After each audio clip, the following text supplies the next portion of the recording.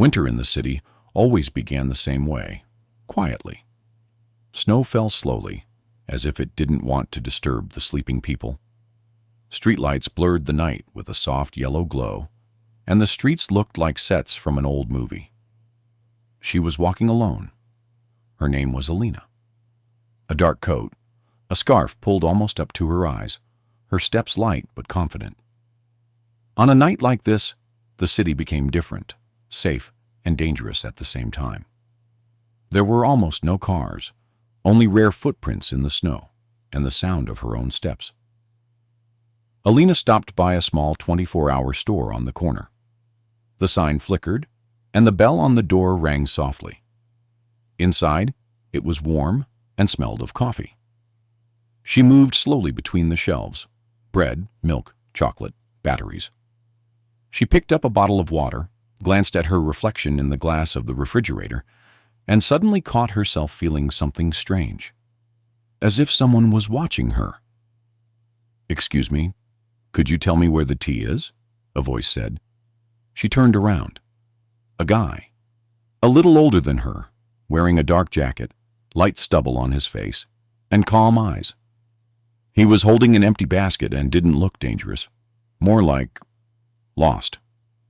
"Over there," she nodded, "near the checkout."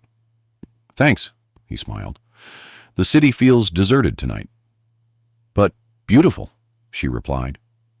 At the checkout, they ended up standing next to each other again.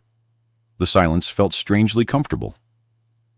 "I'm Ilya," he said first. "Alina." They stepped out of the store together. The snow had grown heavier, the night thicker.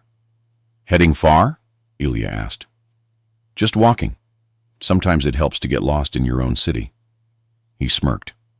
"Then maybe we can get lost together?" She hesitated for a second and nodded. They walked through empty streets, talking about little things: work, music, childhood. But the farther they went, the deeper the conversations became. He told her he had recently returned to the city after being away for several years. She told him she was afraid of staying in one place for too long. They stopped on a bridge. Below them, a dark river. Above them, snow. "You know," Ilya said, "it's strange to meet someone who feels like you've known them your whole life, on a random night."